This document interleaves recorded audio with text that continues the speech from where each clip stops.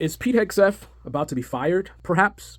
There's certainly people in the White House that are looking to push him out. But more importantly, I already said this is going to happen because this is the same thing that happened the last time. And the last time what happened was Trump hired a bunch of clowns. The clowns did what clowns do. Not that Trump was any better. In fact, he's probably the worst of them. And then big scandals came out. And then he ends up firing them and acting like he doesn't know who they are. He doesn't know where they came from. He doesn't know what happened. I don't know. And then his cult completely buys that. They say that all the problems, it's not Trump's fault. It's all these clowns around him, right? Anything bad Trump did, it wasn't him, he got bad advice. This time around, he even more aggressively picks out, loyalists, the best of the best in terms of what he wants. So that means that the scandals this time are going to be even worse than the last time. However, just like last time, MAGA is not going to hold Trump accountable for anything. The first time around, it was, this is his first time.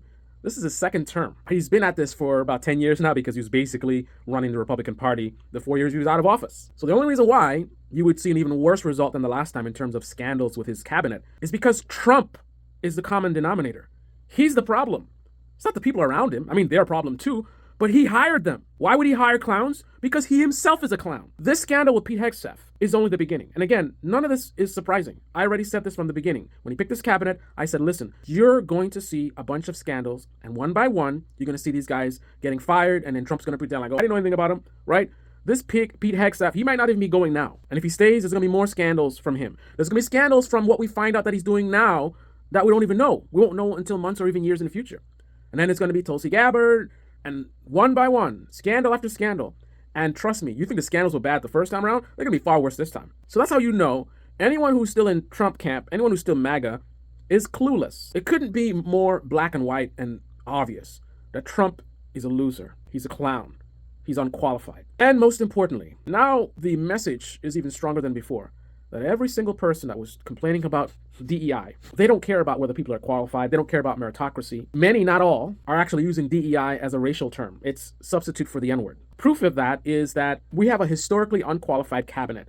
So unqualified that we knew from day one that almost all of them are going to fail. And in a massive way. Massive scandals, massive failures. It's not fake news. It's going to be their actions. It's not fake news that Pete Hegseth is disrespecting our troops over and over again, violating security protocols because he's just a Fox host guy.